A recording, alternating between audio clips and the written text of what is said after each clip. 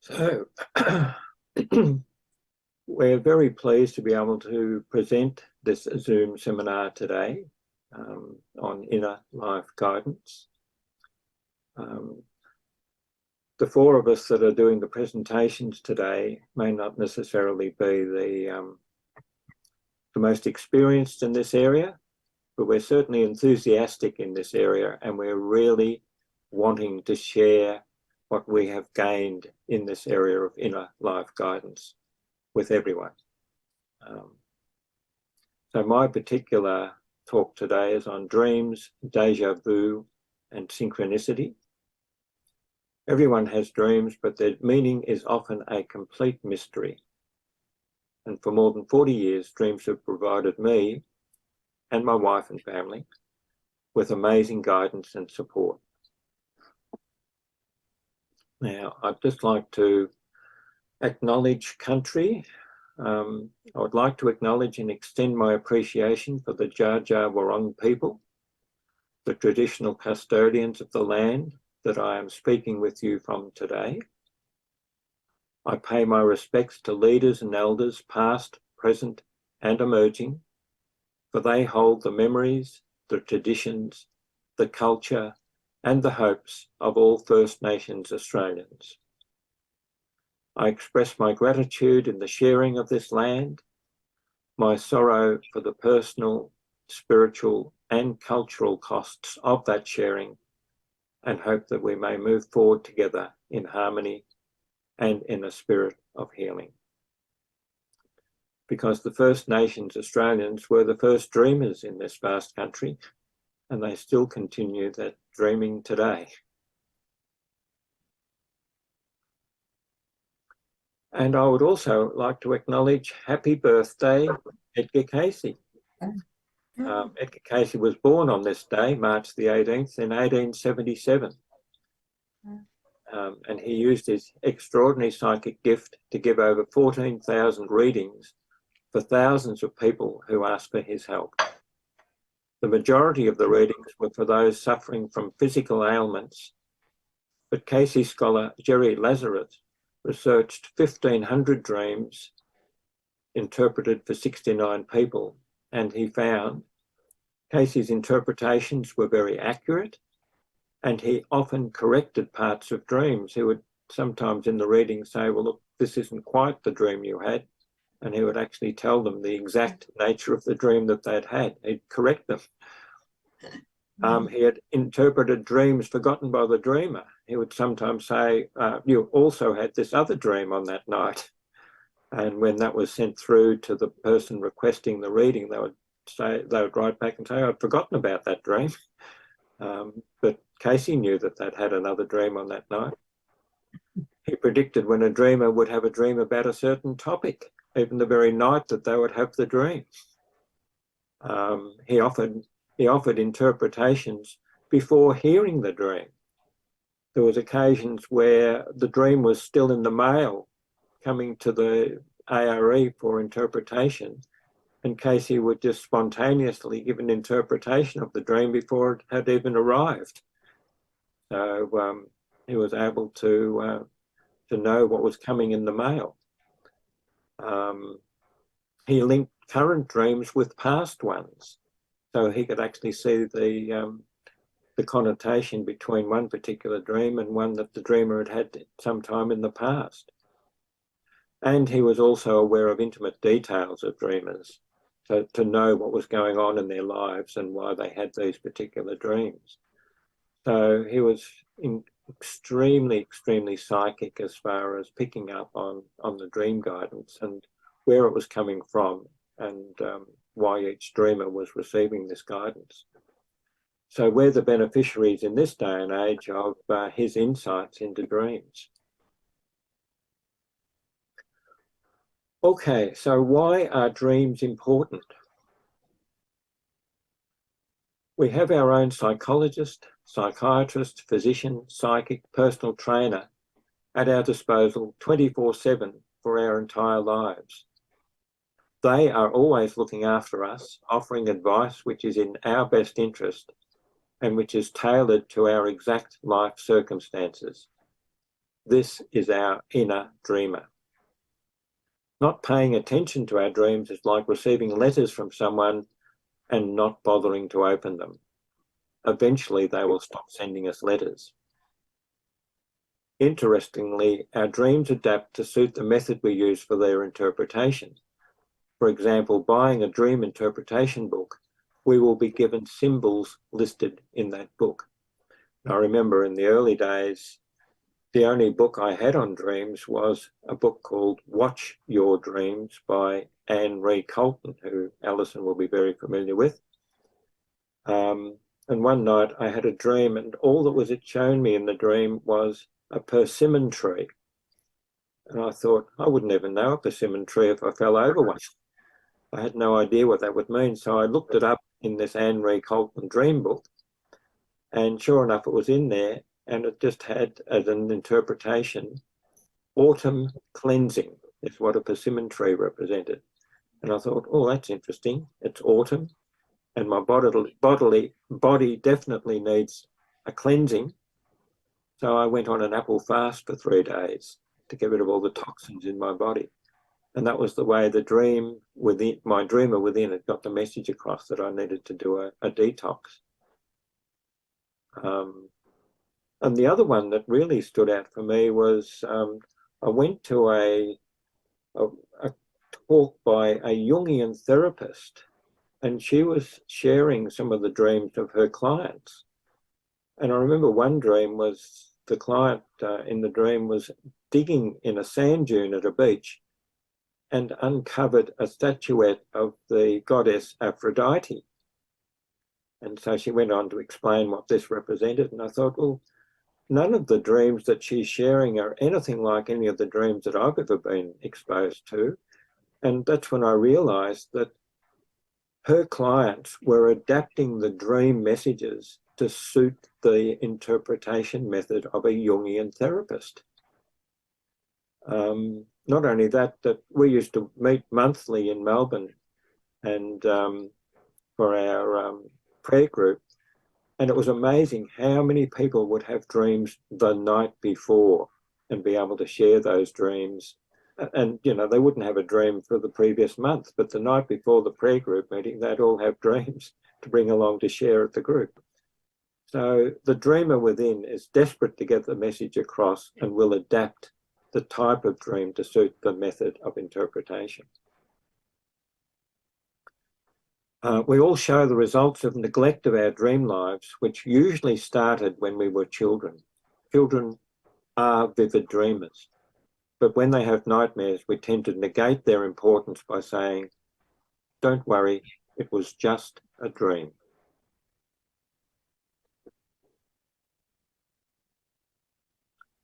Why are dreams important still? Many pre-Christian cultures revered the dream as a vehicle of divine revelation. The ancient Egyptians, Chinese, Indians, and Greeks all left documented evidence of the use of dreams. In ancient times in Japan and the Middle East, dream incubation was practiced. Dream interpreters were used by the rulers of many of these ancient civilizations, and special dream temples were erected. And biblical references to the interpretation of dreams are common throughout the Old Testament, although the differentiation between dreams and visions is not always distinct. And this is one of my favourite examples out of the Bible, from Job chapter 33, verses 14 to 16, King James Version. For God speaketh once, yea, twice, yet man perceiveth it not. In a dream, in a vision of the night, when deep sleep falleth upon men, in slumberings upon the bed, then he openeth the ears of men and sealeth their instruction. I love that particular verse out of the Bible. Then the psychoanalytic movement, pioneered by Sigmund Freud in the late 19th century, rediscovered the importance of dreams and the close relationship between dreams and the waking personality.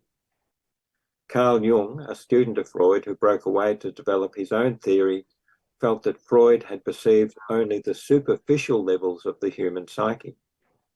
Jung recognised a deeper level, a vast pool of images or archetypes which form the common psychic heritage of all humanity.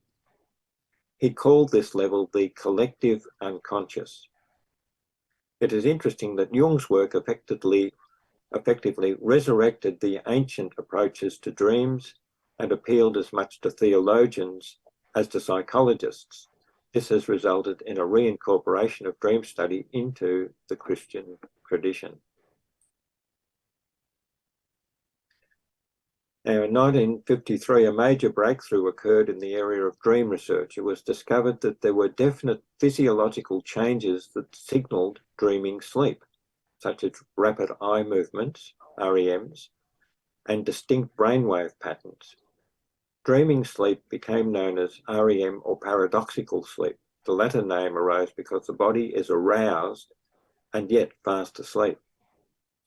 An early study revealed that when subjects were awakened during REM sleep, they reported dreams 74% of the time, compared to only 7% of the time during non-REM sleep. And it is interesting to note that REM periods occur about once every 90 minutes and gradually increase in the length over the span of the sleep period, with a total of about 1.5 hours of dream sleep per night from 5 or 6 REM periods. I remember when I first got into this work, the study group and the CAYCE work in the late 1970s, I was recording 5 or 6 dreams every morning. I was getting writer's cramp because I'd be trying to write them out as quickly as possible before I could have to go off to work. So it was just quite amazing just how many dreams. I had no idea what they meant back in those days, but I was recording them faithfully, 5 or 6 every single morning. Long involved dreams, a lot of them.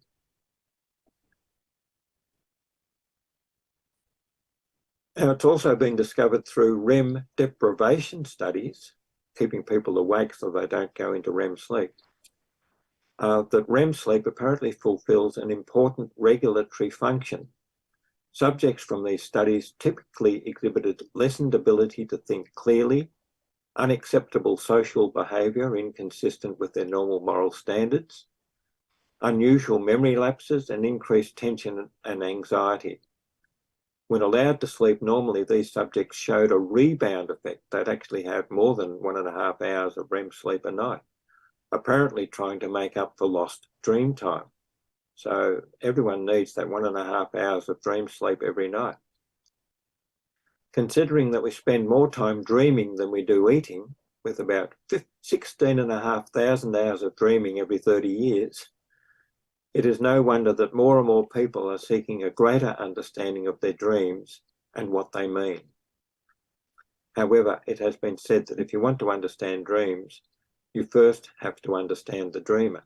That's why it's very difficult to interpret someone's dream who's not there, because you really need to get an understanding of the person and what they're going through in their life to have any idea about what the dream might be showing them.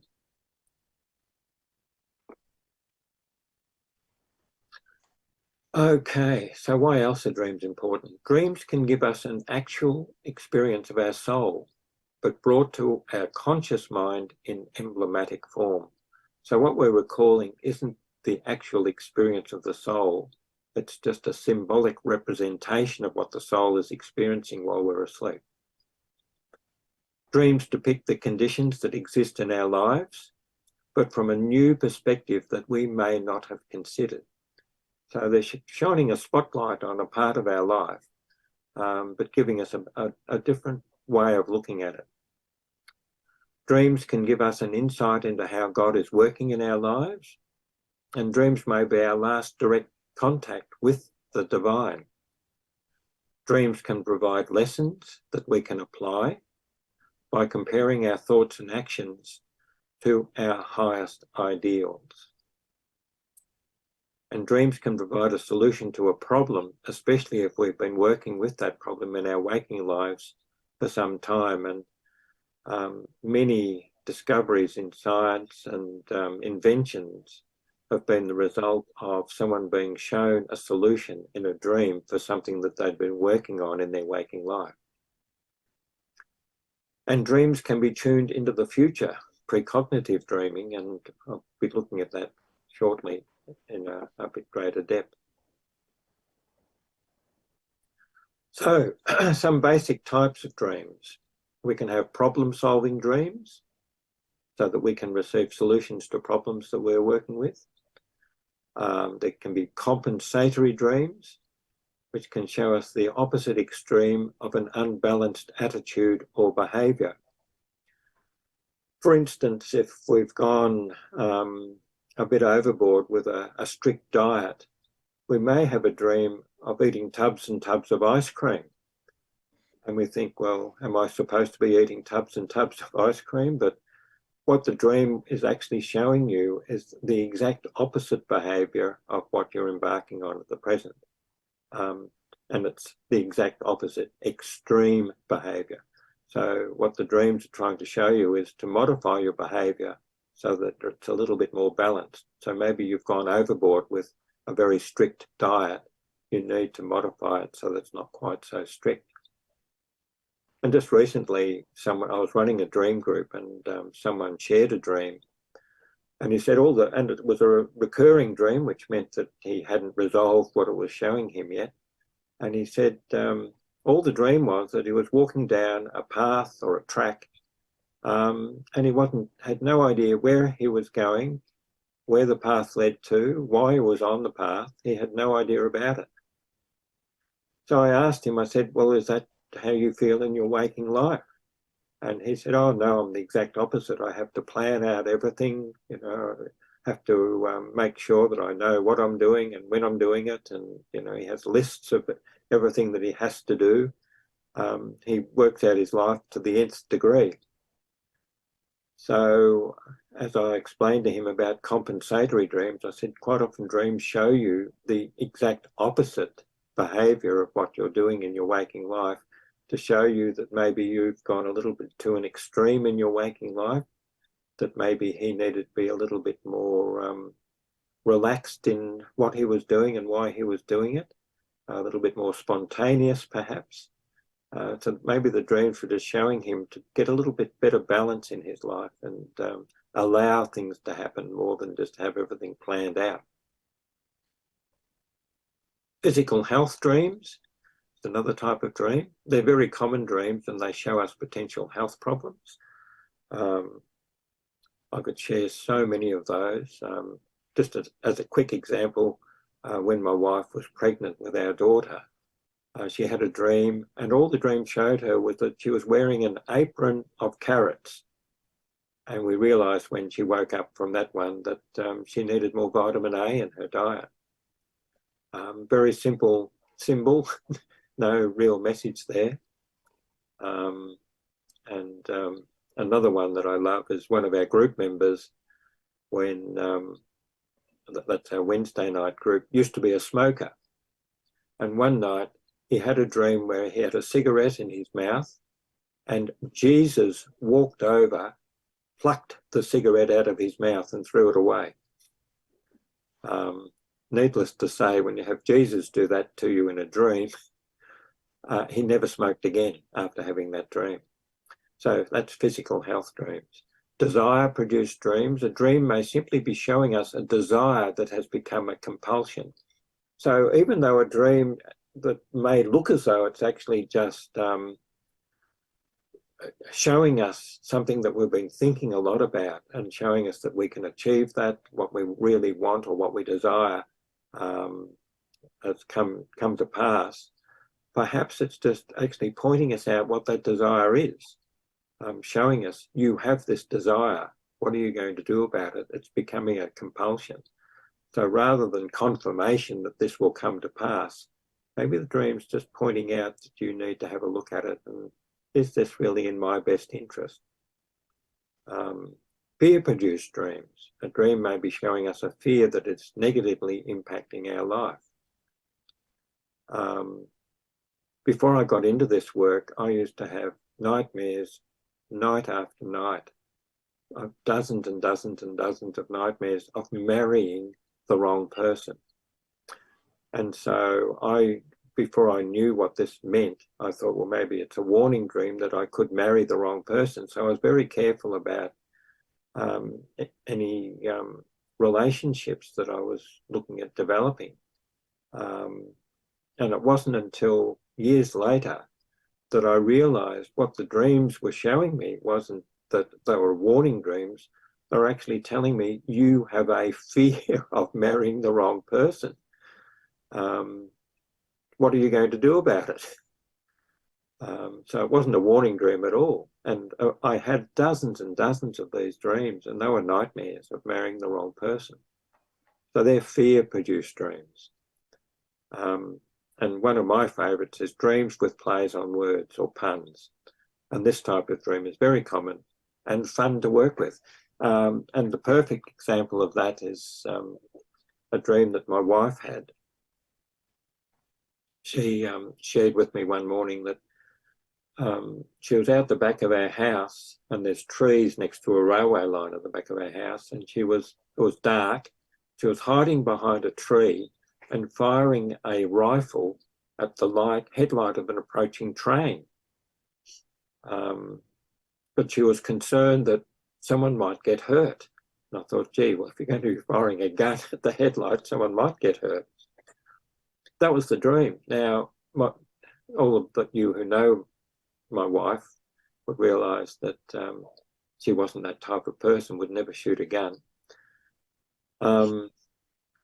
But when she was telling me, I heard a particular word, and that was sniper. Now, a sniper is someone who hides and fires a gun at other targets. But sniping is a play on words. Sniping is also talking about people behind their backs. And so that's what I then asked her, have you actually been talking about someone behind their back?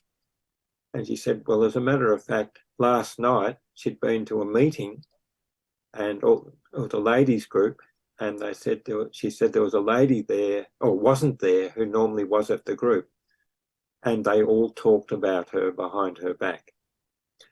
And I said, well, I think the dream was actually showing you that sniping can be dangerous. Someone may get hurt.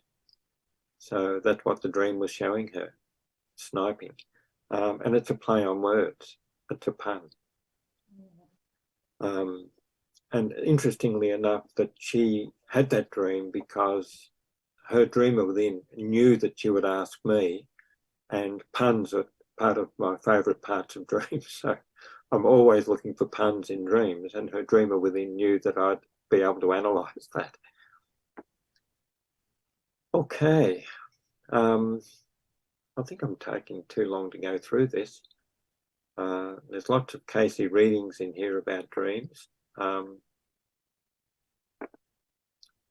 I might just share one or two of these, otherwise I'm going to be, I'd like to share more dreams and what they could mean. I'll just read the second one of these on this page here. The dreams are that the entity may gain the more perfect understanding and knowledge of those forces that go to make up the real existence, what it's all about and what it's good for. If the entity would but comprehend the conditions being manifest before same. For as the visions in dream are presented, the inner forces of the entity in no uncertain way are presenting emblematical conditions to the entity for its study and for its good. See? And that's what the dreams are trying to show us. I'll read the second one of these also. This one I think was Edgar Cayce himself, Mr. 294. As we see, all visions and dreams are given for the benefit of the individual, would they but interpret them correctly. For we find that visions or dreams, in whatever character they may come, are the reflection either of the physical condition, with apparitions with same, or of the subconscious, with the conditions relating to the physical body and its action, either through mental or through the elements of the spiritual entity, or a projection from the spiritual forces to the subconscious of the individual. So they're coming from all different places within us. And happy may he be that is able to say they have been spoken to through the dream or vision.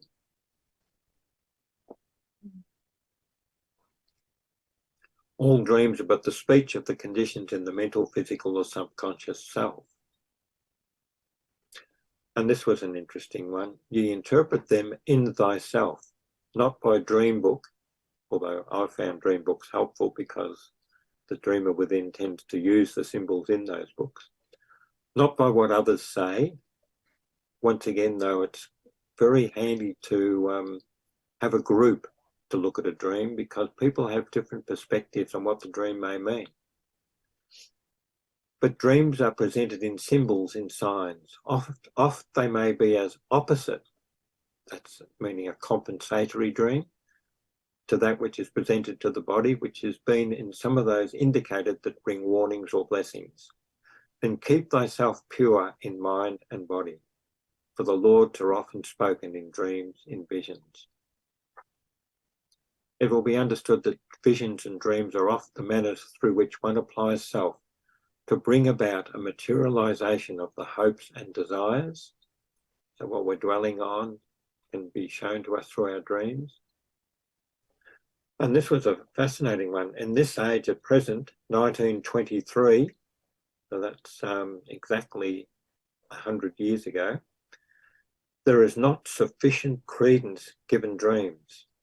For the best development of the human family is to give the greater increase in knowledge of the subconscious, soul, or spirit world.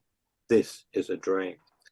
So here's Cayce saying in 1923, there's just not enough credence given to dreams.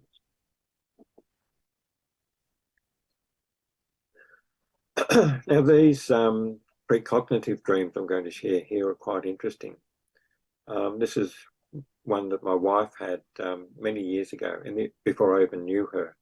In the early 1970s, my wife Maria was working as a nursing aide at the Heidelberg Repatriation Hospital in Melbourne. She was living in the nurses' quarters adjacent to the hospital. One night she had a vivid dream. She was sitting at a round glass-top table in an unfamiliar kitchen. On the other side of the table was a woman with her very young daughter on her knee. She was in conversation with them and knew them in the dream, but not in her waking life. The other significant image was the kitchen benches on all sides had very brightly coloured tiles as a splashback with Mexican motifs. She was so intrigued by this dream that she shared it with her nursing friends at breakfast the following morning. Some months later, Maria was contacted by a former nursing colleague who had returned to Australia after 12 months working in New York as a nanny. She suggested to Maria that she should apply to work for her former employer, an Australian woman married to a US man, as she preferred Australian girls as nannies for her 2 children, and she felt the position would be perfect for Maria. So Maria applied for the job and was actually hired for a 12-month term, and felt on arrival in Manhattan an intense but also disturbing feeling of, I'm home. She caught a cab to her employer's apartment near Central Park and sat down in the kitchen, only to recognise the woman and her daughter sitting opposite, the glass-topped table, and the coloured tiles on the splashbacks were exactly as she had foreseen in her dream of many months prior, before she even knew she would travel to New York. Now, it's been suggested that most precognitive dreams show conditions that would likely occur if your life continued unchanging on its present course. But here was a situation that could not have been predicted in any way, because this just happened out of the blue. Maria spent 4 years, she overextended her visa by another 3 years, working in New York, but returned to Australia to give birth to her son, Jason. Her spiritual and psychic perceptions were open. She had many amazing life-changing experiences, and memories of a past life on Long Island, New York, about 40 years prior, were revealed to her. This entire episode of her life was definitely preordained. The EDGAR CAYCE reading suggests that nothing of importance happens to us without first being foreshadowed in a dream. And in this reading, for dreams are that of which the subconscious is made, for any conditions ever becoming reality is first dreamed. Now, Gladys Davis Turner, who was known as Gladys Davis earlier in her life, was EDGAR CAYCE's secretary who wrote down all of the readings. She was the stenographer. In late January of 1934, EDGAR CAYCE, Hugh Lynn and I, so this is Gladys Davis Turner's story, were visitors for the weekend at the Ladd home on Long Island. Late Sunday night, Mrs. Ladd was telling me about her husband's financial difficulties. His job was insecure and they were about to lose their home. As I got in bed, I remember wishing I could do something to help the Ladd family. It turned awfully cold that night and I was very uncomfortable. Early the next morning, I was awakened by this dream. A knock on the door. I said, "Come in." Mr. Ladd stood there with a coal scuttle in his hand and wearing a lumberjacket. I had never seen him in anything but a business suit. He came in and made a fire on a little coal stove which stood in the room, saying, "Now the room will soon be warm, so you can get up." On the train back to New York later that morning, I told Mr. CAYCE and Hugh Lynn about the dream. When relating what an uncomfortable night I had experienced, we all laughed and attributed the dream to my discomfort. Still, I remember remarking how strange it was that the room should be different from the one I was occupying, which had cute little radiators on two sides of it, too cute and too little.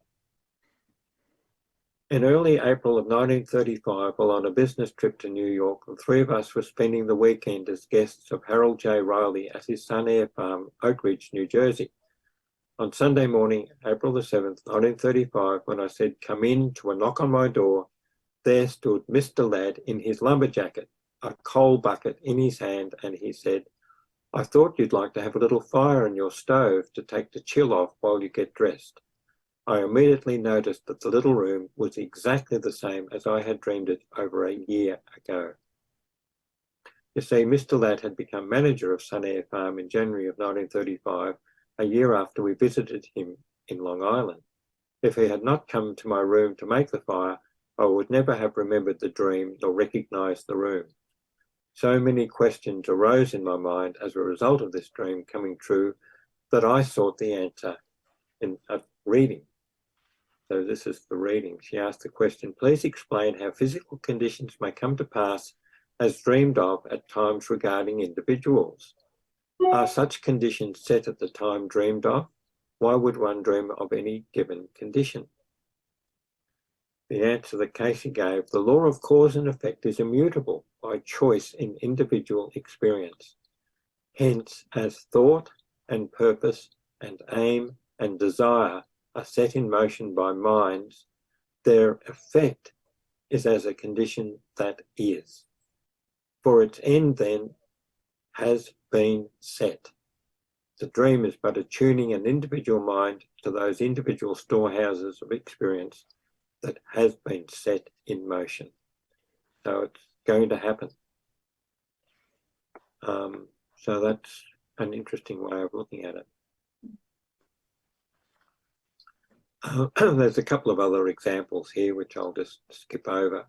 But at the bottom of this one, I've got precognitive knowing violates the principles of causality, that an effect does not happen before its cause. And yet that's what a precognitive dream is. It's an effect that happens before its cause. But paradoxes are common when dealing with physical and spiritual realities. Okay, now the interesting one is déjà vu. The CAYCE readings suggest that one explanation for the déjà vu phenomenon is that our dreams often foreshadow future events. Such precognitive dreams may be forgotten or not even recalled in the waking state at all, and only when those events unfold in our waking life are they experienced as a feeling of deja vu? Been here, done that. Deja vu could also be explained as a reviewing or remembering of an experience from a past incarnation. If you and I were sitting in a cafe having a conversation, for example, when one of us suddenly realised we'd had the same or similar modern day experience some time before, that's deja vu. This is also called anamnesis, or memory from a past life. Or perhaps, as my wife and I used to discuss, that deja vu is simply a way of knowing that your life is unfolding as it should, as it was preordained to unfold, and is really just confirmation you are on the right path. The sleep dream readings are the most interesting set of readings that Cayce gave about sleeping and dreaming. And there's 3 of them, 5754-1, 57454-2, and 5754-3. They're very, very difficult readings to understand. Cayce actually talks about how the physical body switches off, the physical brain switches off, but the auditory sense is left switched on. And we tend to have an awareness as an act of hearing through all the other senses, but at the sympathetic level of the nervous system, not the cerebrospinal level, which is switched off, but the sympathetic level, the subconscious level of the nervous system, which is very turned on and very aware. And he calls this the sixth sense as a way of describing what is actually happening. So if anyone has access to the Cayce readings and would like to have a look at the 5754 series, those 3 readings, they're pretty amazing. And he basically says that the sixth sense is almost a conversation between our inner higher self, our what has been termed in the readings, our spirit entity, which never left the throne of God, a part of us that still participates with God, and our physical consciousness. It's almost like a communication between the two. And I just love this idea that it's a sixth sense. So I've got just some bits and pieces of some of these readings that I've shared here.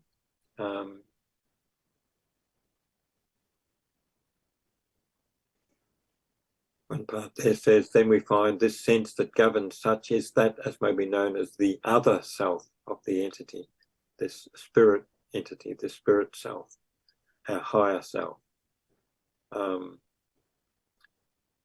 These then, or this then, the sixth sense as it may be termed for consideration here, partakes of the accompanying entity, he calls it this there as well, that is ever on guard before the throne of the Creator itself. Another thing that interesting one that he shares here is the same body fed upon meats, and then for a period that same body fed upon herbs and fruits would have a different type of dream. That's what this reading, part of this reading 57541 is here. And I found that fascinating, that depending on your diet can actually give you a different kind of dream for the same body.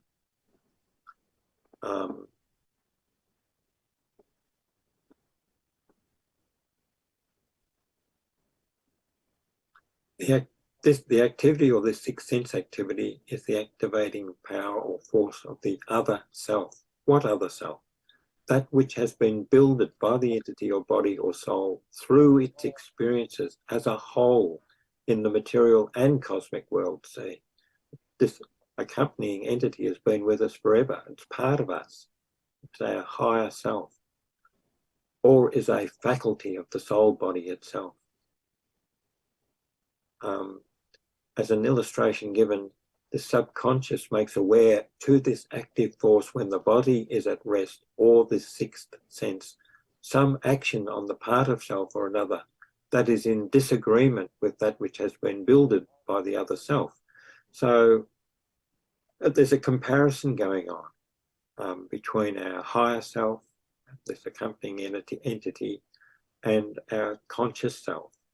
There's a conversation going on, pointing out where we're not quite living up to what we should be doing.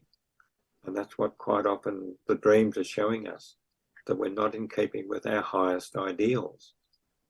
And the reading says this is the warring of conditions or emotions within an individual. If we can align ourselves with our highest ideals, align ourselves with this accompanying entity, then there'll be no warring going on within ourselves. Our dreams will be just confirmation that we're on the right path. So it's very interesting that the reading should talk about a warring going on between the two parts of self, our conscious self and these deeper levels of ourselves. What then is the sixth sense? Not the soul, not the conscious mind, not the subconscious mind, not intuition alone, not any of those cosmic forces, but the very force or activity of the soul in its experience through whatever has been the experience of that soul itself. So it's experiences that we're going through at that deepest level. I won't go through too much more of this because they are very deep readings about what's going on, those three readings. So there's just bits and pieces that anyone that's looking at this, we are recording this, so anyone that's looking at this can tune into this and read through these bits and pieces. Or if you can get access to the CAYCE readings, have a look at these three readings.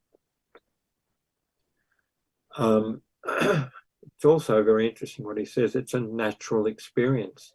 It's not an unnatural. It is the natural. It is nature. It is God's activity, his associations with man, his desire to make for man a way for an understanding. Okay. Now we'll just briefly get on to synchronicity, the story of the scarab beetle. The famous Swiss psychologist Carl Jung was treating a young woman who had, at a critical moment, a dream in which she was given a golden scarab. And this is Jung's story. While she was telling me this dream, I sat with my back to the closed window. Suddenly, I heard a noise behind me, like a gentle tapping. I turned round and saw a flying insect knocking against the window pane from the outside. I opened the window and caught the creature in the air as it flew in. It was the nearest analogy to a golden scarab one finds in our latitudes, a scarab-bayed beetle, the common rose chafer, which, contrary to its usual habits, had evidently felt the urge to get into a dark room at this particular moment. I must admit that nothing like it ever happened to me before or since. And so Jung told the young woman, "Here is your scarab," holding it in his hand. Apparently, his client's amazement at this turn of events was the catalyst for positive changes in her subsequent treatments. He was really finding it hard to get through to her before that. So Jung coined the term synchronicity to describe these sorts of meaningful coincidences that could not be explained scientifically. I've had my own dream or synchronicity experience that I can share. Some months ago, I dreamt that I was given a silver tie bar with a green gemstone mounted on it. I knew in the dream that the gemstone was a peridot. When I woke up, I decided to look up the significance of peridot. What qualities did it possess? The first site that I Googled suggested it was a good stone for the support of heart function. And given my family history of poor heart function, I realised this was a perfect stone for me, and as a tie bar, ideally located above the physical heart.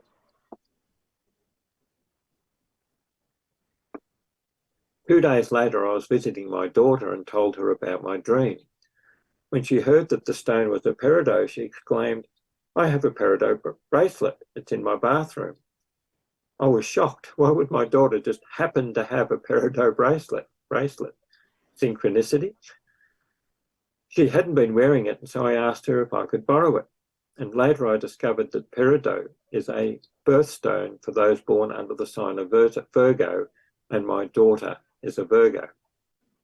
The following week, I was having my monthly shiatsu treatment and told my shiatsu practitioner about the dream and showed her the bracelet I was now wearing on my left wrist and can still continue to wear ever since. She reminded me that the heart meridian is located down the left arm, ending at the little finger, passing directly under the bracelet. And its key words are, this is for the heart meridian, inspiration, passion, creativity, and joy, qualities that I certainly could utilize. So that was my dream and synchronicity experience. The butterfly paradox, or are we all dreaming or awake? In the 1999 movie The Matrix, we are introduced to the concept that most of us are living in an artificial constructed world, whilst only a select few are awake to the real world. Now, Chuang-Tzu was a Taoist philosopher in ancient China who one night went to sleep and dreamed that he was a butterfly. He dreamt that he was flying around from flower to flower, and while he was dreaming, he felt free, blown about by the breeze hither and thither. He was quite sure that he was a butterfly, but when he awoke, he realized that he had just been dreaming and that he was really Chuang-Tzu dreaming he was a butterfly. But then Chuang-Tzu asked himself the following question: was I, Chuang-Tzu, dreaming I was a butterfly, or am I now really a butterfly dreaming that I am Chuang-Tzu? An interesting paradox. Now, a lot of people have heard that story, but something else that Chuang-Tzu said was, only when they are awake do they begin to know they dreamed. Then comes the great awakening, when we find out that life itself is a great dream. And another snippet from Romans chapter 13, verse 11 in the King James Version of the Bible is this statement, another one of my favourite statements: now it is high time to awake out of sleep. So like Neo in the movie The Matrix, we need to awaken ourselves to the fact that in our everyday life, we are also living within a dream, and ask ourselves the question, is physical consciousness dreaming for the soul? And this idea is certainly suggested in this following CAYCE reading. For will is the factor that makes for growth in the soul's sleep through the earth's experience. For with the birth of a physical body, the soul slumbers, and its dreams are the deeds by which the soul is judged in its associations with its fellow man. So our waking life experience is really a dream for our soul, just like our soul's experiences are dreaming for our waking selves. So it's sort of like Chuang-Tzu's butterfly paradox. It requires a great strength of will to consistently remind ourselves that we are living in a dream. Let me just check to make sure that we've got a little bit of time left. What are we up to? The hypnagogic state, either half awake or half asleep. Hypnagogia is the transition period between wakefulness and sleep. It is a period when you can give positive suggestions directly to the subconscious mind. Now, as you're falling asleep, CAYCE suggested that was the ideal time to give yourself pre-sleep suggestions, because those suggestions will go straight through to the subconscious mind. But it's also not a good idea to fall asleep in front of the TV or listening to the radio or something, because whatever's being presented on the TV or on the radio will go straight through into your subconscious mind. So never fall asleep in front of the TV with the late night news on. Not a good idea. But if you want to help children who are a bit anxious or something like that, give them positive suggestions as they're falling asleep, because it will go straight to their subconscious mind. Tell them how beautiful they are, how cared for they are, how loved they are. And that was Cayce's way of getting rid of enuresis or bedwetting for children, because it had a lot to do with they were feeling anxious, and pre-sleep suggestion would help eliminate bedwetting. Now at the other end, hypnopompia, at the other end of the sleep cycle, as you awaken, it's a time when you can still recall your dreams. And we'll look at that in a minute about how to make sure that we can recall our dreams. Well, that half awake, half asleep state as you're waking up is called hypnopompia. These states are similar to daydreaming, and at times when the mind is detached from the physical, such as sitting in a bath or hanging clothes on the clothesline, maybe having a shower, sitting on the toilet. I find that I can get downloads sitting on the toilet even. You can receive downloads of information or remember dreams that you have forgotten, or even be given solutions to problems you have been working on. You've switched your normal subconscious mind off because you're just daydreaming. Studies suggest that most people can spend up to half of their waking time in daydreaming. I think I saw the 47% was a number that I saw that studies had shown that people spend up to that much time daydreaming. But that brain areas associated with complex problem solving, previously thought to go dormant, are in fact highly active during that daydreaming.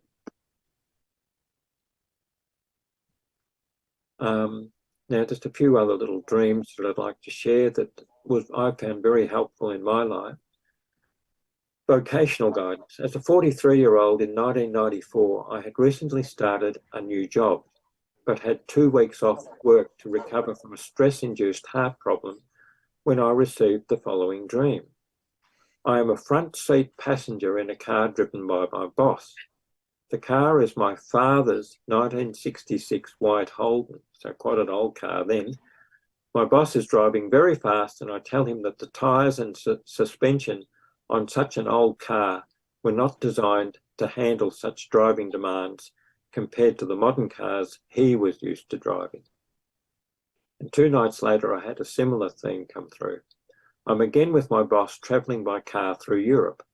We enter a pub, and I am fascinated by the interesting characters I encounter there. I decide to take some photographs of these people, but my boss tells me we have no time for such distractions, and he is leaving. I tell him I want to stay for a short time to finish taking the photographs, and when I go outside, I find that he has left me behind, a feeling of dread then welling within my stomach. So what I got from those 2 dreams, the first one, I'm being shown that I cannot handle my boss's demands for work output. I feel driven, and that I am not in control of the situation. Passenger. And he's used to driving younger bodies around, younger people, younger cars, and driving them fast. I wasn't used to that. So the second dream shows that the focus of my work interest, getting to know people, was not compatible with the pace of work demanded by my boss. So my solution to this was to spend the next 17 years until I retired working part-time for that particular business, while at the same time being self-employed and pursuing my own life's purpose at my own pace. So it was a very interesting couple of dreams that showed me that I just couldn't handle the pace of work at that particular place. Part-timer was fine. Another interesting dream, in 2013, 10 years ago, I attended the ARE Annual Members Congress in Virginia Beach. As part of the Congress experience, members are encouraged to participate in sharing groups with specific goals of offering feedback to ARE about its direction. During the first sharing group, I had a growing feeling of discomfort within the group and started to judge the group members and how the group was being or not being led. That evening, I had decided that I wouldn't return for sharing group the next day, but that night I had this dream. Edgar Cayce had been to my house but had left behind his reading glasses. My daughter, who back in 2013 was currently 25 and she's now 35, who looked about 4 or 5 years old in the dream, rushed over and grabbed the glasses and folded them in half across one lens. The lenses were large plastic squares. I took them from her and straightened them out, but that lens had a crease across the middle, distorting the view through it. I was angry with my daughter. Upon awakening, I knew the dream had to do with my attitude towards the sharing group, and that my handling of the situation was very childish, resulting in a distorted view of what was really happening in the group. I decided to be part of the group again that day. Well, of course, I had a delightful time. The group was wonderful, and everyone shared some profound experiences and insights. A totally different group dynamic. I realized that the group hadn't changed at all, but my attitude had certainly changed for the better, and I was no longer judgmental of any of the group members. That was a really great dream. A dream of influences, a way that we can be shown that discarnate beings are negatively influencing us or have even taken up residence is through our dreams. Our higher levels of consciousness are aware of all of our experiences, conscious and unconscious, and can alert us when there are any conditions at any level of our being which can negatively affect our lives. In early 2017, I had the following dream. I went to the back of our house and to my surprise discovered 3 squatters living there.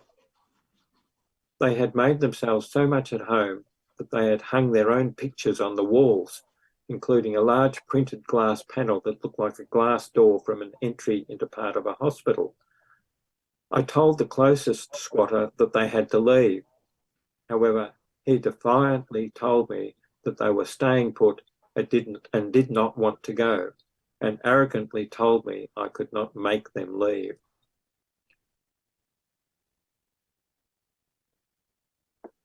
My wife and I realised that this dream was showing me that the 3 squatters were entities that had set up home in the back. She found that they were actually coiled around my spine. They were so well embedded and concealed that she hadn't seen them before, and she had such difficulty removing them that she had to call on Jesus to do the evicting. My wife used to spend a lot of time working with clients that had attachments that were influencing them. The symbol of the hospital door showed me that the entities had entered when I was in hospital 2 months earlier, severely ill with pneumonia. Prior to this dream, I had been complaining about feeling very old and not quite my normal self, but believed that this was just due to the slow recovery from my severe illness. Once my wife had corrected the incoordination between my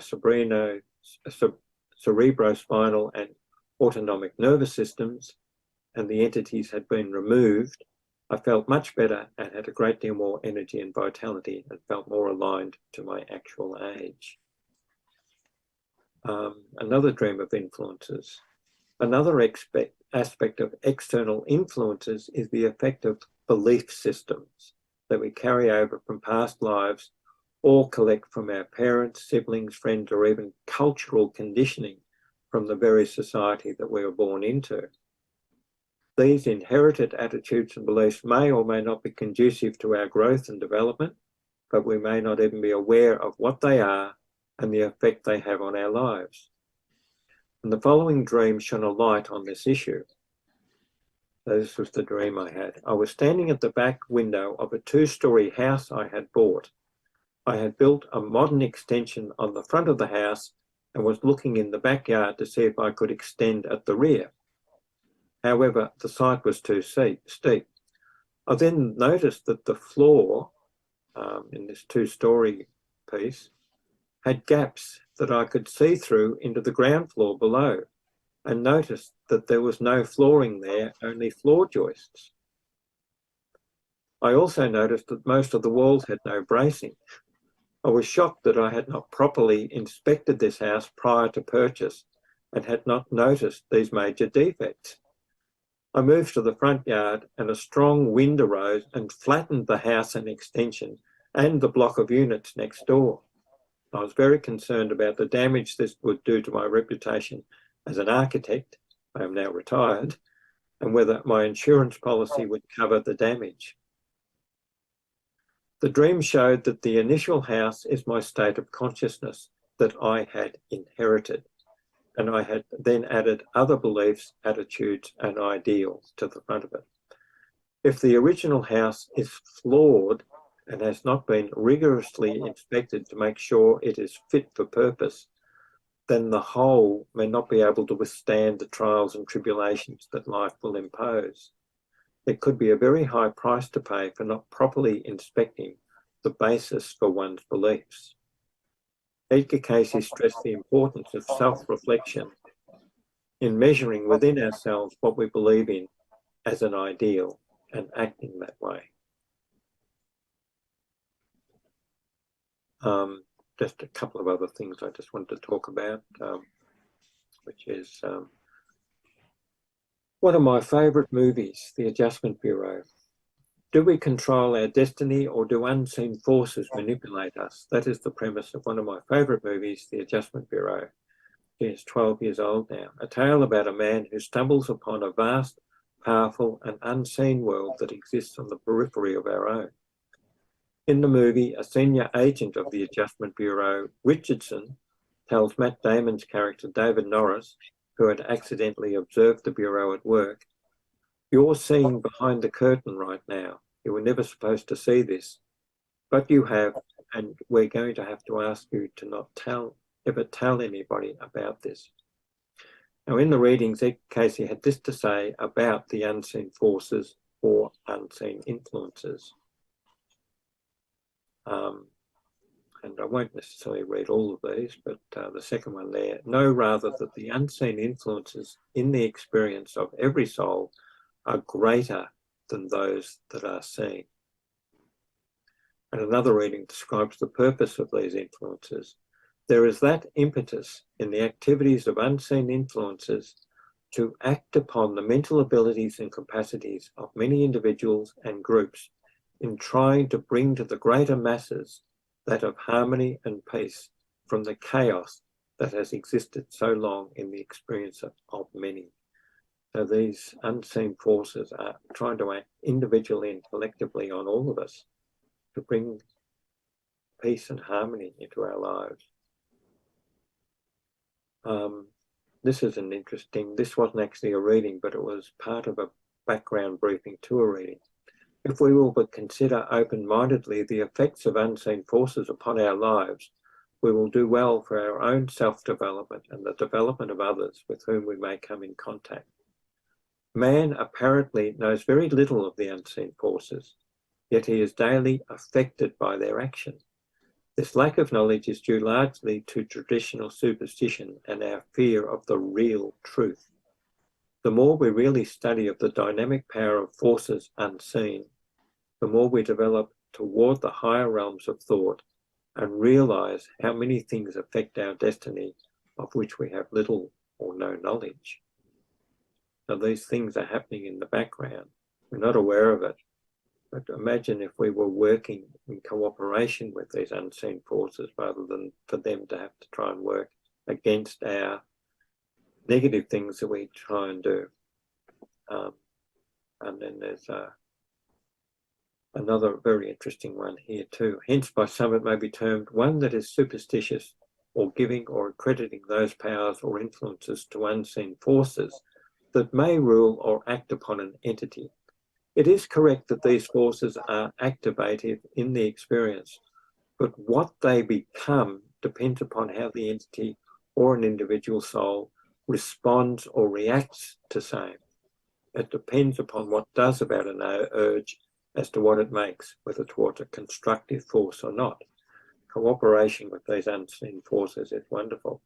And as I keep stressing all the time, we may not have control over what happens to us in our lives, we do certainly have control over how we choose to react and work with what happens to us. We have control over that. We have choice.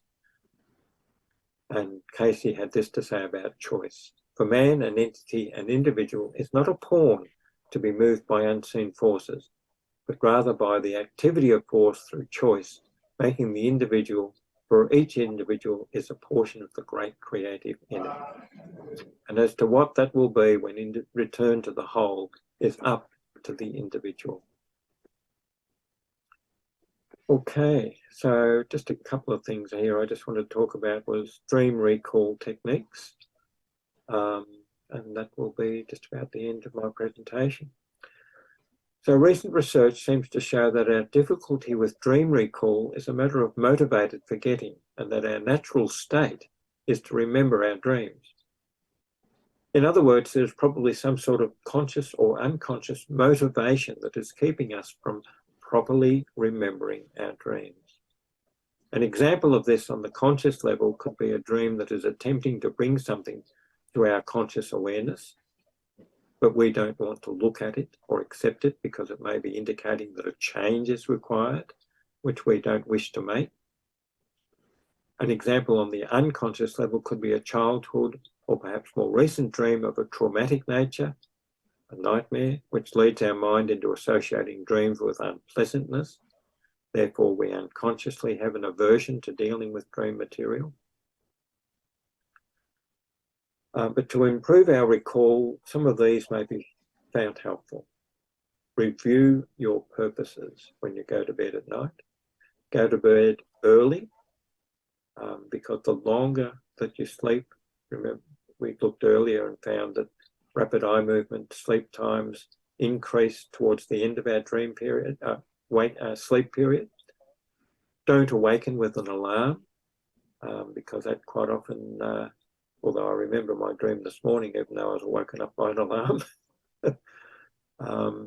Read about dreams before going to bed. The reason an alarm will just bring you straight out of that hypnopompic state into your normal waking consciousness. If you can stay in the hypnopompic state as long as possible, that's when you can recall your dreams. Read about dreams before going to bed, or maybe read about previous dreams you've had. Keep dream recording materials handy, like a notepad and pencil. Learn to wake up during the night, because that's when you might remember a dream. Stay in bed a few extra minutes without moving in that hypnopompic state. Take a life inventory. Just question yourself why and what and how and what purpose is happening in your life at the moment. Try and relive the dream in reverse. So what was happening when you woke up in the dream, and then try and go back, what happened before that, what happened before that, rather than trying to get the whole dream at once. Record something in your dream journal, even if it's just how you felt when you woke up, if you can't remember a dream. Pray and meditate more often. The readings definitely say that prayer and meditation help with dream recall. Discuss your dreams with others and act on them. So if you ignore what you're being shown, less and less dream guidance will come through. And as far as recording your dreams during the night, so that you don't necessarily wake up and then find it hard to get back to sleep, just record maybe 4 or 5 of the key words from your dream, which might be just 5 things that happened in the dream. It might be car, people, elephant, something like that. And when you wake up and look at that in the morning, that will remind you what the whole dream was about, just writing down those 4 or 5 key words. And just finally, I mentioned elephant. One dream that I loved was a friend of my wife's had a dream that she shared with me that she'd had repetitively, and it was purely that she was in a room with a whole lot of people, and there was a tiny little elephant in one corner of the room which kept getting bigger and bigger and bigger until it was pushing everyone over into one other corner of the room because the elephant was taking up the whole room. That was the dream. She kept having it as a repetitive dream. So a pun, a play on words, the elephant in the room. There was obviously something in her life which was perhaps not something she didn't want to acknowledge. The other thing about elephants is elephants never forget, is something that we associate with elephants. So I suggested to her that perhaps there was something she didn't want to acknowledge, but it was something that perhaps she needed to let go of, that she needed to forget, because it was really affecting her life and just becoming bigger and bigger and bigger and crushing her almost. And she said, I know exactly what it is. And once she acknowledged it and worked with it, she never had that dream again. So that's why we have repetitive dreams. We need to acknowledge it and work with it and let the message come through. Okay, so just a couple of other readings. Know then that the answers are within self, and that the experiences through which the entity has passed in the earth and in the interims between the sojourns in the earth have made for abilities within self to so coordinate the individual activity as to find the greater response from within than from any other source. It's always within us. And know in self what you desire to do, and then trust in the divine forces that are within self to be shown the way and the manner to go about that. Thank you. I hope you enjoy the rest of the seminar. Okay, so this little cartoon here, and the